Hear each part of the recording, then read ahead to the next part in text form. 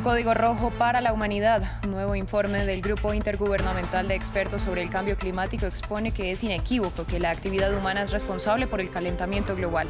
El documento apunta a que la temperatura del mundo podría cruzar el nivel de los 1,5 grados de calentamiento en los próximos 20 años, mucho antes de lo previsto. Tenemos análisis en esta emisión. El avance del talibán en Afganistán no cesa. Este lunes el grupo capturó la sexta capital provincial en menos de una semana. La situación se presenta al tiempo que en las últimas 24 horas se han registrado combates en 13 de las 34 provincias del país, mientras las negociaciones de paz continúan estancadas. Entró en vigor el pase sanitario en Francia para asistir a bares, restaurantes y para viajes internos y de larga distancia. El documento certifica la vacunación, una prueba negativa de menos de 72 horas o haber superado recientemente el COVID-19. Esto a pesar que miles de ciudadanos se manifestaron durante semanas en contra de la nueva normativa. Bienvenidos a esta emisión de Noticias en France 24. Soy Valentina Torres Sánchez y es un gusto acompañarlos.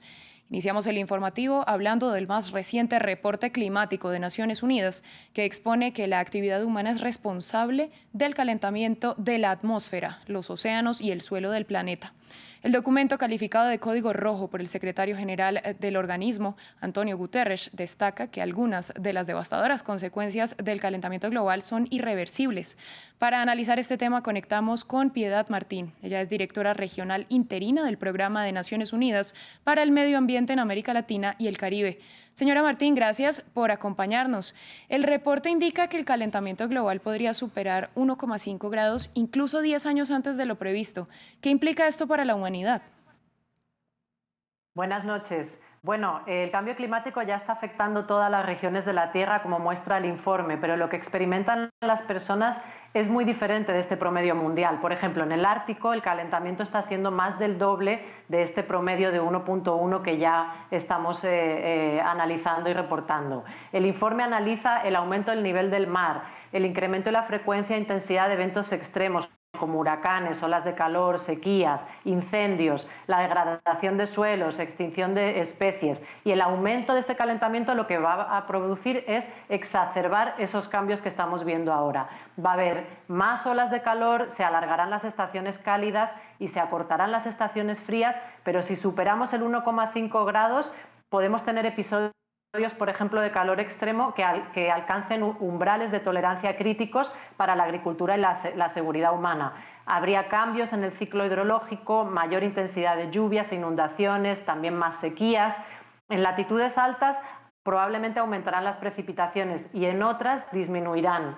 Pero lo más importante es que se nos acaba el tiempo para planear y actuar. Eso es lo que nos está diciendo también el informe. La información que presenta puede servir para gestionar los riesgos y prever cómo nos vamos a adaptar, pero puede que no sea suficiente si seguimos impactando el sistema natural y aumenta el calentamiento. Bueno, vemos un cambio en el lenguaje que se usa en este reporte, porque ahora los señalamientos a la responsabilidad de la humanidad son, según lo que se dice, inequívocos. Usted lo estaba mencionando, pero ¿cuáles son las medidas más urgentes por tomar? Bueno, el cambio en el lenguaje ha sido muy importante porque no cabe duda que han sido las decisiones que ha tomado la humanidad y los hábitos los que han desestabilizado el sistema climático. Pero también es muy claro que la responsabilidad sobre este problema global es diferenciada entre los países y las regiones. Así también los impactos, que son mayores en los países y comunidades que tienen condiciones de mayor vulnerabilidad. Entonces, es un mensaje que se debe asumir desde la solidaridad y la corresponsabilidad. Las políticas, las acciones se deben centrar en reducir la vulnerabilidad, posibilitar que los recursos que hay para la adaptación se distribuyan de manera equitativa y cumpliendo los derechos humanos de todas y todos. A menos que se reduzcan las emisiones de gases de efecto invernadero, el objetivo de que no aumente el calentamiento global más del 1,5 grados será inalcanzable. Entonces hay que limitar la quema de combustibles fósiles y transitar rápidamente a fuentes de energía renovables.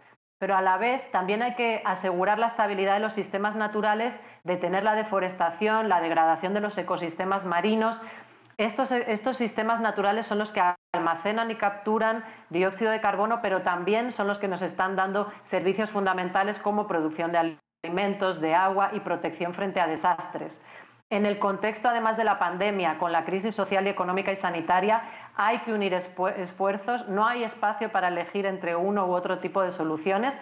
Creo que hay que aplicarlas todas, acelerar el cambio tecnológico, modificar patrones de consumo y producción y desplegar masivamente soluciones basadas en la naturaleza que mantengan su estabilidad, recuperen los servicios de los ecosistemas, pero también aseguren que tenemos una infraestructura verde resiliente al clima para el bienestar humano y del planeta. Pues señora Martín, muchísimas gracias por su análisis y por compartirlo con nosotros en France 24.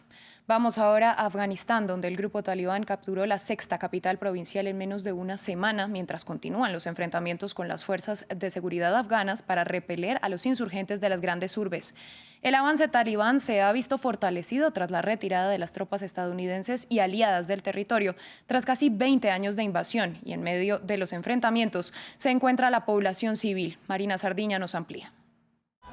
Civiles huyendo de sus hogares, ciudades sitiadas y destrucción. Vuelven las imágenes de guerra a Afganistán y la endémica violencia e inseguridad crónica. Durante los últimos 20 años el mapa de control del país ha sido un lienzo en constante cambio. Pero ahora, con la retirada de las tropas estadounidenses y sus aliados llegando a su fin, nuestra misión militar en Afganistán concluirá el 31 de agosto. Más del 56% del territorio está en manos de los talibanes. Desde la ofensiva lanzada el 1 de mayo, tras conquistar con relativa facilidad las abandonadas zonas rurales, donde la presencia del gobierno es muy reducida, el grupo islamista se ha hecho con el control de 6 capitales de provincias y están en enfrentamientos en 112 ciudades. Mientras las desmoronadas fuerzas de seguridad afganas intentan frenar los ataques. Afortunadamente, la situación de seguridad en las provincias de Kandahar, Lashkargah y Herat ha mejorado. Las fuerzas de seguridad afganas están patrullando las ciudades. El enemigo ha sufrido grandes pérdidas. Desde los años 80, los afganos han vivido en permanente guerra. Con la reciente insurrección, los talibanes han sorprendido al no haber esperado la retirada completa de las tropas extranjeras. Una señal, según apuntan los analistas, de que se sienten fuertes ante el gobierno afgano. Los observadores internacionales se muestran pesimistas, no solo por el poder armamentístico talibán, sino por los pactos con los señores de la guerra locales que anticipan un avance mayor del grupo. Los afganos tienen un dicho: los extranjeros tienen el reloj, pero nosotros tenemos el tiempo. Desde su derrota en 2001, los talibanes han sido conscientes de que las tropas internacionales irían más pronto que tarde. Afganistán inicia así una guerra infinita que tiene un solo perdedor: la población civil afgana. Vamos a América Latina. El gobierno de Daniel Ortega en Nicaragua llamó a consultas a sus embajadores en Argentina, Costa Rica, Colombia y México. Esto en reciprocidad por el llamado hecho por esas naciones a sus respectivos representantes en el país centroamericano. El hecho se produce en medio de una ola de represión y arrestos contra opositores de cara a las elecciones de noviembre, en las que Ortega buscará una cuarta reelección. Al menos 7 aspirantes presidenciales han sido arrestados. La llamada Coalición Nacional de Nicaragua, un bloque integrado por opositores, pidió que se desconozcan los resultados de dichos comicios. En otras noticias, en Francia entró en vigor la ampliación del pase sanitario para entrar a lugares como cafés, bares y restaurantes. En varias partes del país, los dueños de los establecimientos han hecho cambios en sus locales para poder aplicar la medida. En París, la policía controla que se cumpla la regulación, que genera molestias en parte de la ciudadanía. Los franceses ya no pueden disfrutar de las terrazas de los cafés sin su pase sanitario. Como estas, varios lugares comenzaron a requerir este lunes el certificado digital. Esta mañana colocamos nuevos carteles y cordones para proteger la terraza para que podamos controlar a las personas antes de que entren. Por los adoquines de la capital, ahora patrullas policiales controlan que bares, restaurantes y otros lugares culturales apliquen la regulación. No podremos controlar todas las terrazas, pero efectivamente al hacer controles aleatorios que se harán a diario y que permitirán, esperamos, pasar el mensaje con firmeza. Queremos convencer al mayor número de personas para que vayan a vacunarse y que así puedan tener un pase sanitario válido. A pesar de que muchos franceses han aceptado la medida, otros la siguen tildando de absurda. Realmente no sé qué es esto. Estamos sentados en una mesa al aire libre. Somos dos, no hay nadie alrededor. Es el Absurdistán digital. El pase también entró en vigor para los viajes en trenes de larga distancia y en trayectos interurbanos. Pondremos en marcha controles masivos, controles que se realizan en el andén del tren, como pueden ver aquí en la estación de Lyon, con una gran cantidad de personal movilizado en los andenes. También habrá controles dentro de los trenes. Aun cuando la medida desembocó en multitudinarias manifestaciones, todos los franceses, sin excepción, deberán hacerlo parte de su nueva realidad. Y continuamos en París. Tras concluir los Juegos Olímpicos de Tokio, siguen llegando a sus respectivos países los atletas que lograron quedarse con una medalla en las justas. La fiesta cobró especial relevancia en la capital francesa, que tomó el relevo como sede de los próximos Juegos en 2024. Amal Benotman nos cuenta los detalles. Adiós Tokio. Tras 2 semanas de competición en la capital nipona, los atletas regresan a sus respectivos países, donde son recibidos como héroes. Es el caso de Lamont Marcel Jacobs en Italia, quien ostenta actualmente el título del hombre más rápido del mundo. También fue acogido con elogios el atleta Fabrice Zongo en Burkina Faso, y los representantes rusos también fueron celebrados en la Plaza Roja de Moscú. Pero el retorno de los deportistas olímpicos tuvo mayor significado en la capital francesa, próxima sede de las justas. La alcaldesa de París, Anne Hidalgo, y los últimos deportistas franceses que compitieron llegaron con la bandera olímpica, oficializando así el traspaso de los Juegos de 2024. Será el primer gran evento de verano posterior al COVID. Es un tema muy importante para nuestro país y finalmente es una oportunidad increíble para que nuestro país esté allí en 2024, porque nos ayudará a recuperarnos después de estos años extremadamente difíciles. Los homenajes y las celebraciones se concentraron frente a la alcaldía parisina, donde ya ondea la bandera olímpica. La gente quiere vibrar, quiere compartir emociones muy fuertes. Solo el deporte puede proporcionar eso. Francia tiene todo para hacer juegos absolutamente increíbles. Vamos a organizar pruebas en sitios icónicos. Encontraremos soluciones para que los aficionados puedan conocer a los atletas. La delegación francesa obtuvo 33 medallas en Tokio, menos de las esperadas. Ahora, el país tiene 3 años no solo para intentar mejorar su marca, sino para cumplir su promesa de unos olímpicos económicos, ecológicos, paritarios y abiertos a las masas. En otras noticias, una de las presuntas víctimas del empresario estadounidense Jeffrey Epstein, acusado de tráfico sexual de menores, presentó una demanda civil en Nueva York contra el príncipe Andrew, integrante de la realeza británica. Se trata de Virginia Giuffre, quien asegura que el duque de York abusó de ella cuando era menor de edad.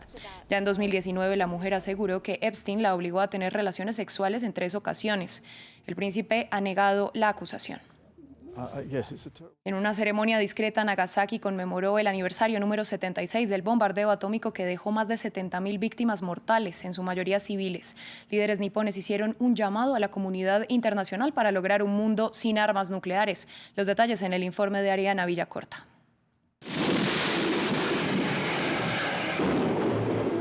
Un minuto de silencio a las 11:02 de la mañana marcó el inicio de la ceremonia que conmemoró a las víctimas del bombardeo a Nagasaki en el Parque de la Paz en su aniversario número 76. El alcalde de Nagasaki alabó el tratado sobre la prohibición de las armas nucleares y se dirigió principalmente a Rusia y a Estados Unidos por su poderío nuclear. Por medio de la presente hago un llamamiento a los líderes de las naciones con armas nucleares y a los países bajo sus paraguas nucleares. Deben enfrentar la realidad de que el pensamiento de que las armas nucleares son necesarias para defender sus países bajo la disuasión nuclear en realidad hace del mundo un lugar más peligroso. El ataque por parte de Estados Unidos destrozó la mitad de esta ciudad y dejó más de 70.000 muertos, en su mayoría civiles. Sin embargo, el calor y la radiación que produjo la bomba causó enfermedades como el cáncer, deformidades y discapacidades en los sobrevivientes, además de trastornos y heridas psicológicas. En efecto, Japón reafirmó su compromiso para crear un mundo más pacífico. Como el único país que ha experimentado un bombardeo atómico, la misión inmutable de Japón es avanzar hacia adelante, paso a paso en los esfuerzos de la comunidad internacional hacia la realización de un mundo sin armas nucleares. La bomba atómica sacudió esta ciudad 3 días después del ataque a Hiroshima, que desapareció el 70% de la ciudad y mató a 140.000 personas. El 15 de agosto de 1945, Japón se rindió, poniendo fin a la Segunda Guerra Mundial. Llegamos al final del informativo. A ustedes gracias por acompañarnos en France 24.